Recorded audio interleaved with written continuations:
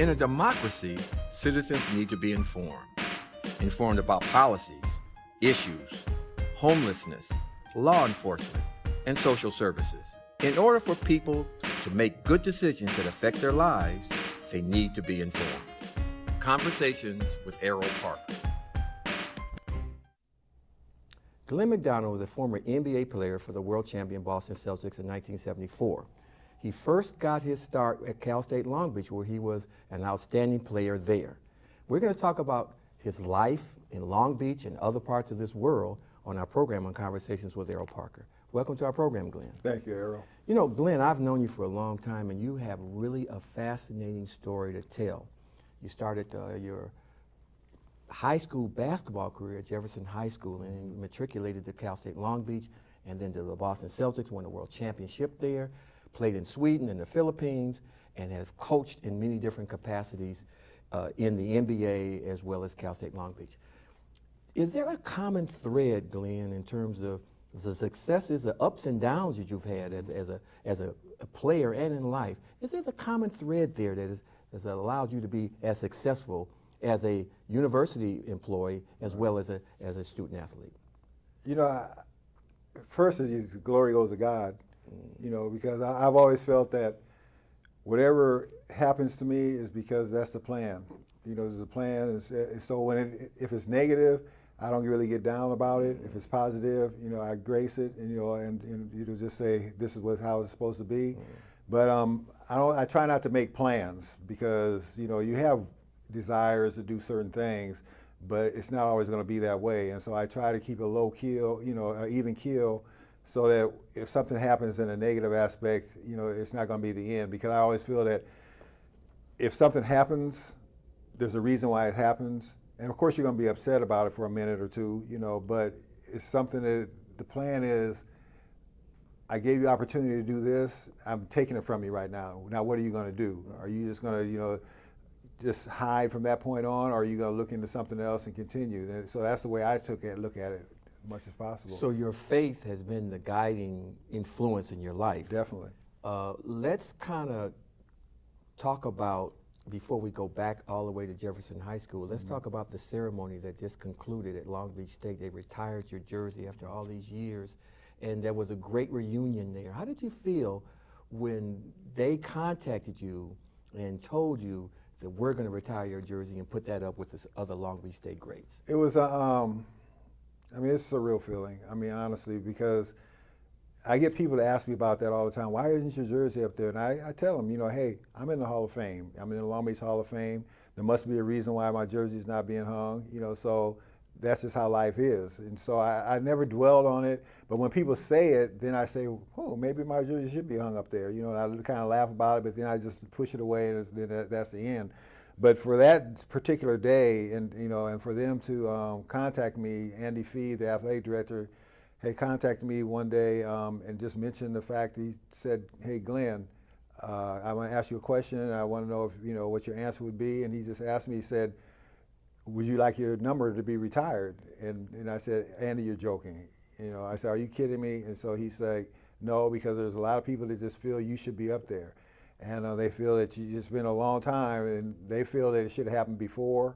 And but now with me in here in this position as an AD, and then I've talked to Dr. Connolly, and there's other people that were involved, you know, they felt that it should be done. And so I was excited. Well, now, correct me if I'm wrong. Now, you had an outstanding career at Cal State Long Beach. You was on some outstanding games, some outstanding success. But it was more than that, the reason why they retired your jersey. And you and I talked about that. I mean, you started working with me in the community with some really tough kids. Definitely. And then intramural sports and all the other things, coaching at the university. I think, wouldn't you suspect that that's one of the major reasons why your well-rounded career at Long Beach State is the reason why they retired your jersey? Oh, there's no question. And I'm more proud of that than the fact that as far as being a basketball player, they looked at me as an individual who reached out to, you know, the students on campus. We'd bring people to the house, you know, if they didn't have any place to go for holidays, we'd bring them to the house and say, hey, you can come eat here. And it wasn't anything you're looking for a reward behind doing it. It was just, that's how my wife and I are, you know. Right. And so that situation, I think I mentioned to you when we had breakfast this morning earlier with the group, the guys, and so there are Craig Hodges, Jody Gardner, Moreland Wiley. You know, those are people that wore number 20. Yeah. So you look at that aspect of it, and you know, a couple of them were in the league much longer than I was. You know, but you look at the whole situation, and when they first announced it, those were the things that attributed to me being the person that they wanted to put up there. It wasn't about just the basketball. It was about just humanitarian and being involved with so many students on campus. See, now that's very important. Us being college students, when you leaving home, and we just was in Los Angeles, but that was the first time away from home. Exactly. And then when a family adopts you, opens their door, the red carpet out for you, they don't know you that well, but they understand what it means to be a student athlete or just a student away from home. Right. And that's why you and Renee have done that for many years. It's a situation that they know they have a family. They know that they can talk to someone. That's important. And I think a lot of respect that we've gained from these students is the fact that we're not going to tell them what they want to hear.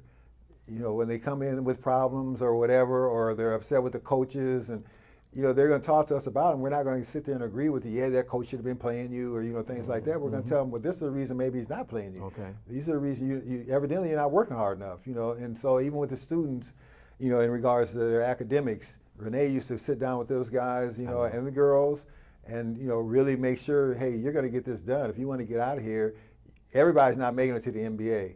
And during the time I was coaching with the women, there wasn't a WNBA, and you know, and very few are even going overseas. So take advantage of the free education and do something with it from there. And if something happens where you end up getting a chance to go play overseas or play in the NBA, you know, that's something icing on the top, if you want to say. Now let's go all the way back. Illinois. What city in Illinois were you born? I was born in Kewanee, Illinois. Kewanee, Illinois. Then we moved to Cedar Rapids, Iowa. Okay. And before I came to California, we had moved back to Kewanee, Illinois, the hog capital of the world. That's where it was. But how did you wind up in Los Angeles at Jefferson High School? My mother came out here on a visit because she came to see her sister-in-law. And I think when I was in 8th grade, I was just starting the 8th grade, and she came out and then she came back home and she said, we're moving to California, more job opportunities for me. I didn't want to come out here. You know, I definitely didn't want to move from, you know, it was a nice little town, you know. So she said, we're definitely moving to California. And I said, well, I'm not going. She said, no, you're going because you're the man of the house. You know, it was my mother, myself, my 3 sisters, sitting up there watching TV. The watch riots going on. I said, we're moving there. I said, I'm not going. No. She said, no, you're going. Wow. So we ended up moving out here, and we were right there in the Jefferson High School district. I went to Carver Junior High School. Okay, all right. First day I walked up there with my mother, and I said, we're at the wrong school.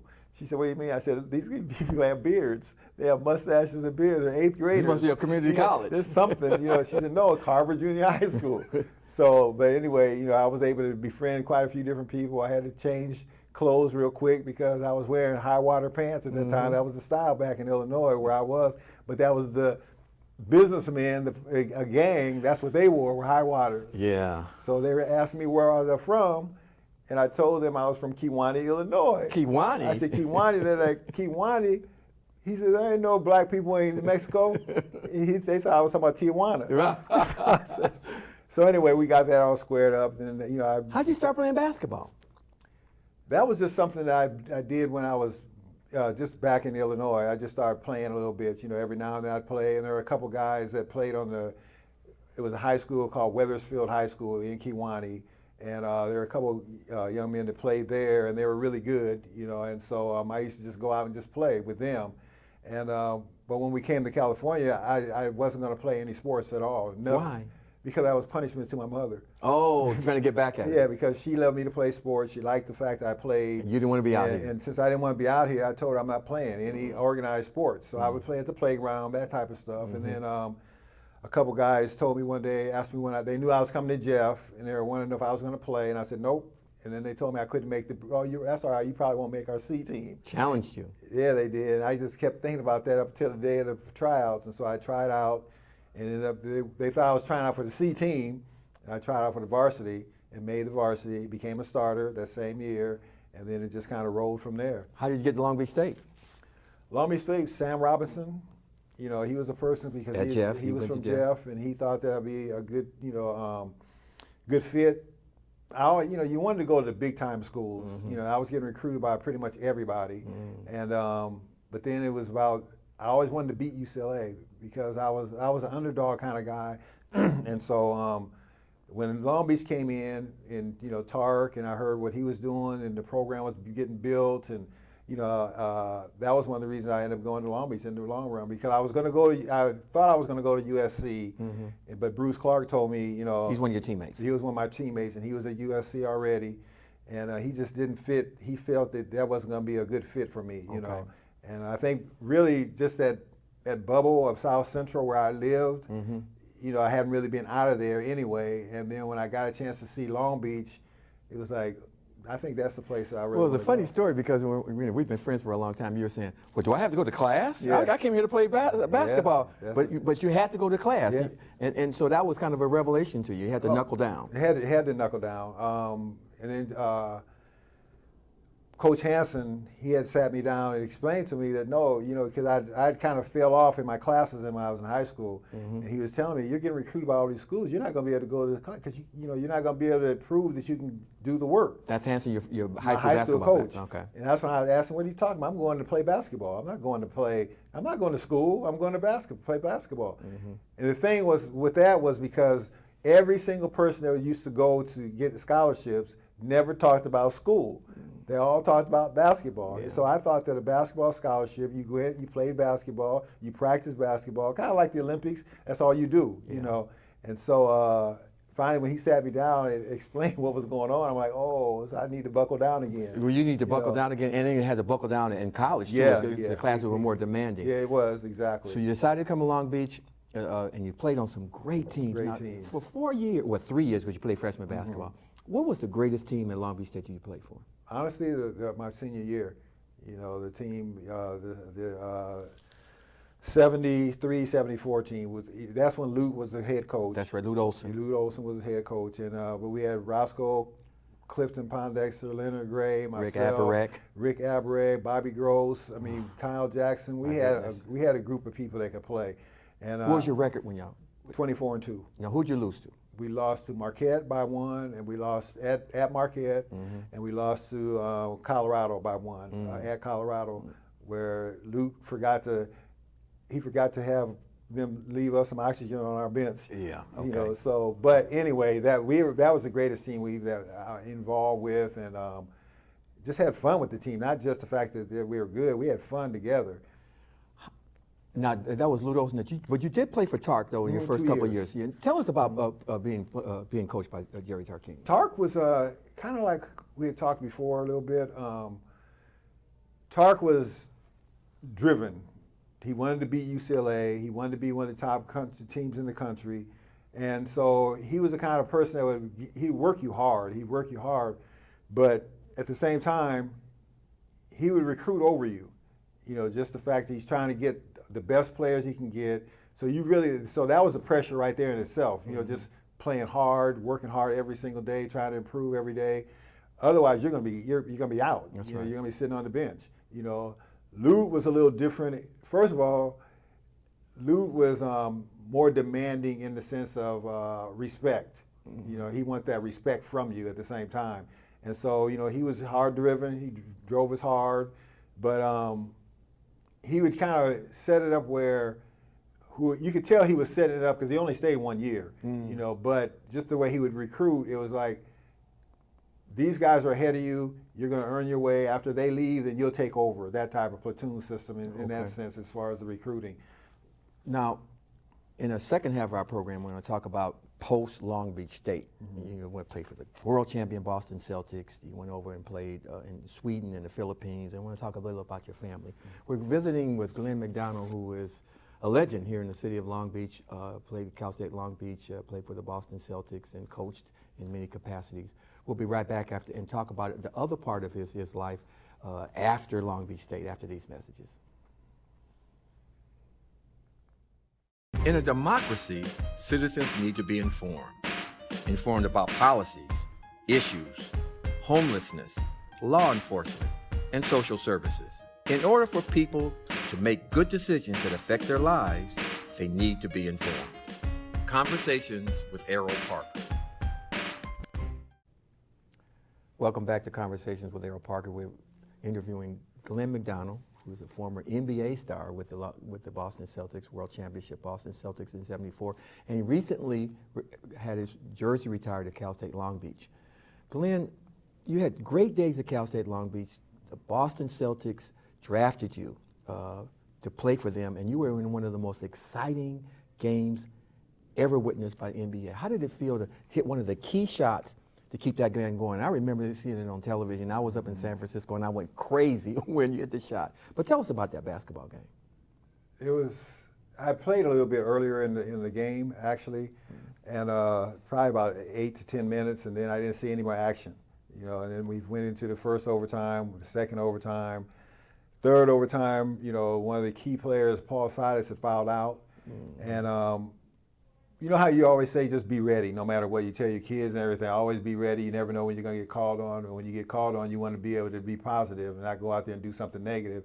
And so when Paul fouled out, I went and talked to Steve Kaburski, who was sitting next to me, who was a power forward, and he usually would replace Paul. And I told Steve, I said, Paul just fouled out. Be ready. Get ready. And all of a sudden, Heinsohn goes, Mac, get in there. And he stops me right before we get in. He says, run him, because he knew I was fresh, I was ready to go, and so I got that opportunity, and I tried to do everything I could. So I got a couple rebounds, got a couple baskets. But then the shot that everybody talks about was the baseline, which John Havlicek used to work with me all the time, of curling through, turn and face up and take the shot. So I was very comfortable when I took the shot. It wasn't like a rush shot or anything like that. So I didn't really pay attention to too much of what happened until I got home after the game. I can't sleep, and I'm always laying there saying, "What did I just do?" So, but it was key, and I think that if we had lost that game, we might have lost the series. Short NBA career, then you went to Sweden and the Philippines. But I want to talk about your wife a little bit, because you guys got married right after you left Long Beach State. She stuck with you, Sweden, the Philippines, came back here, didn't have much. Got it together back at Long Beach State. Right. What does it, Renee, mean to you as a wife? You guys been married for now 40 years. Wow, she's everything. I mean, people tease me all the time and go, the boss. I say, you're right. She knows what she's doing. She helped me through school. Yeah. I mean, just because when I didn't graduate when I first got drafted, I had to come back to school. She helped me through school to make sure I got through school before she went back to school. And, she went back and got her master's and everything. But she just means the world to me. I'd hate for anything to happen to her. She protects her family. Yes. She's just a sweet person. She's had to make a home in the Philippines. She had to make a home in Sweden, and had to make a home back out from Long Beach. So exactly, and she's just a trooper. I mean, really, you can't. To me, she's the perfect wife. And we get everybody. They always say, "You guys been married 42 years. Wow. How you do that?" And I just tell them, I'm like, "Hey, we get in spats, we get in little arguments. I mean, nothing's perfect."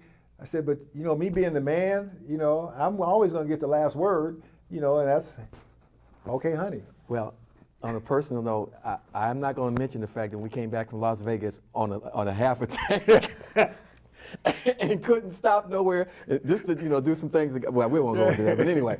Okay, so you get back to Long Beach State, and then you get a chance to coach the women and the men. Tell us about the coaching experience with Joan Bonfacini and also with Ron Palmer. Well, I came back and I was with Ron Palmer. He got the job, and so when I first got back, I went and saw him, and he wanted to know if I was interested in getting involved because I was never a full-time coach with the men. I was a part-time assistant, and I was still going to school, and I was working at Silverado Park, and I was working with you. It was amazing, everything that I was getting involved with, because I felt that I'm not in the league anymore. So, you got to do what you have to do, take care of your family. How is it not to be playing professional sports? I mean, your career was over. I mean, did you get was it traumatic at all? Maybe for about a couple weeks. Yeah. Honestly, that was about it, because like I said before, there's a plan. And I think the plan was, I'm gonna give you a taste of the NBA, see what it's like, but then I'm gonna take it from you. Yeah. And now what are you gonna do now? You know, and my biggest thing was take care of my wife. And so we got Ivan Duncan, who was my freshman coach at Long Beach State. Mine too. He was coaching in Sweden. So he called me and said, hey, are you interested in coming over to Sweden to play? Because I know you got a release. And so I talked to Renee. I said, hey, you want to go on a second honeymoon? Wow. You know, so she says, what do you mean? So I told her what happened, and I've been offered a job over in Sweden. And she said, oh, let's go for it. You know, never been out of the country. Let's go out of the country. Let's see what it's like. And so that's how we got to Sweden. And then once we got over there, we were the Swedish champions. We represented Sweden in the Europa Cup. We ended up taking like third in Europe. And so, but I'd seen all Europe. Yeah. And someone mentioned to me about the Philippines. And, you know, I'm thinking, no, I don't want to go to the Philippines. I'm not going to play against midgets. I've been in the NBA, been in Europe. So I finally, the guy kept talking to me and said, Glenn, you got to go. It's unbelievable, you know. So I went over there to check it out, and I'm seeing the Filipinos look at me eye to eye, and I'm like, oh, this is interesting, you know. And then I watched them play a couple games. They're fast paced, you know, dunking on the Americans, and I'm like, I think I'm gonna come here. So you enjoyed that? Oh, I loved it. I loved it over here. We were there 6 years. In the time you have remaining, Joan Bonfacini, you coach, and then you coached with the Sparks and Michael Cooper and all. Tell us about all that experience. That was just a situation that it was first of all, it was a full-time position as an assistant with Joan. You know, and so she wanted to know if I wanted to come over because she saw how I interacted with her players constantly. And she says, it's women. I said, women is basketball. You know, as long as you're playing basketball, I can deal with that. As long as they don't cry. There's no crying. Well, except the first day. The first day someone started crying, I asked one of the other assistants, does this happen all the time? So, but we ended up with a great team. We went to the Final Four back-to-back. You know, we went there, and then Joan ends up leaving, and then I took over, and you know, it didn't go real well, but it still was opportunity, and it was a great opportunity to be involved. And so then Penny Toller, who was one of our star players at Long Beach, she ends up becoming the general manager with the Sparks. That's when you talk about the journey that you go through in life. Exactly. You know, and so then she talks to Michael Cooper, and Michael Cooper and we kind of touched bases before, just hit and miss with me. Every night I'd see him and he'd speak and things. He's about the same age as you. Did you play against him? He was 4 years younger. Okay. Yeah, he was 4 years younger, but he always said that he used to see me play, and he said, he is so skinny. If he can make it in the NBA, I should be able to make it in the NBA. And that's where he said he just kept pushing. Wow. And we became really close friends. To this day, we ended up winning back-to-back championships with the Sparks. I've been very, very fortunate. I have been I've never really been saw a loser except for 1 year with when I took over as a head coach with the women. You know, but overall it's been nice. I really cannot look back and say, I wish this had never happened or anything like that, because it's just a plan. I have observed you. I mean, we become good friends later on, but from high school to now, and I guess I'm one of the few guys that have seen your career. Right. I mean, we work together, and there's a common thread of faith in there, and I think right now you're realizing the journey that God has took you on. Right. You know, from Illinois to Los Angeles to Long Beach to Boston.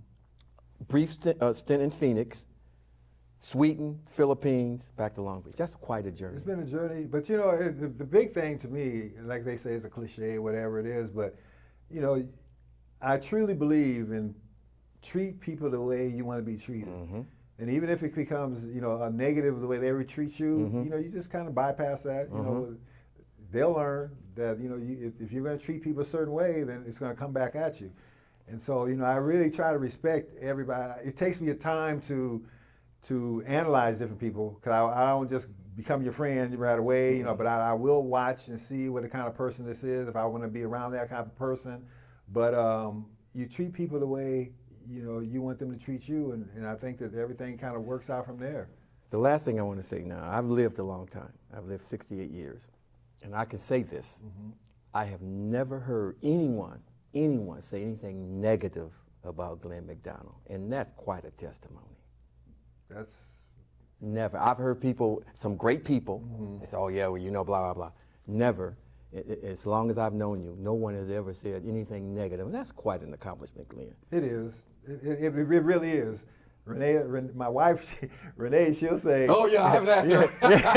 she'll say, oh, he fools all you guys. But tell us about your kids now before we get off. They're both doing really, really well. Michael, he sells medical devices back. He lives in Boston, and Alexis lives here. She lives with us. She's trying to save money. Trying to get herself a house, but she's a assistant athletic director over at UC Irvine. Wow. So they're great kids. They're both great kids. We put a lot of work into making sure that they understood what life's all about, but then at the same time, they have to figure it out themselves. Yes. So, but we were really fortunate. We never had a lot of shortcomings where we had to worry a whole lot about either one of them. But they're both hardworking kids, and they're grown now. Michael's got 2 kids and married. And your grandfather. I'm a grandfather. I love my little the grandson and granddaughter. But they're doing real well, and they both. I think they just were able to accomplish some good things, with Michael going to Stanford and playing basketball at Stanford. Alexis went to the University of Washington, played volleyball there. They both got their degrees. They're Alexis in the midst she's taking an online course now to get her master's. Michael has his master's. And I'm saying, good job, you guys. Yeah. I don't have a master's. Okay. It's all 3 of them have it. Renee, Michael, Alexis, they all have their. But you got into it. But I was there for them. That's right. When it needed to be done. And even when I got released from coaching, it actually turned out to be a great thing because I was home a lot. I could go watch both of them play their respective sports, and it turned out good. It really did. Well, Glenn, thank you so much for taking our time in your busy retired schedule to come on this program to talk about your life. And it's been quite a journey. We appreciate you sharing that with us. And we know there are some bigger and better things going on for you in your retirement. It's just a transition going from one page of your life to another. Well, I appreciate you having me on. Thank you so much. That was Glenn McDonald, who has had quite a journey in life, professionally as a basketball player, collegiately, and as a prep basketball player and a coach and a scout for NBA teams. Just had a great father, great grandfather, and we've enjoyed sharing with him his life. Thank you so much for Conversations with Erroll Parker. We'll be back next week with some exciting guests on our program. Good night. In a democracy, citizens need to be informed about policies, issues, homelessness, law enforcement, and social services. In order for people to make good decisions that affect their lives, they need to be informed. Conversations with Erroll Parker.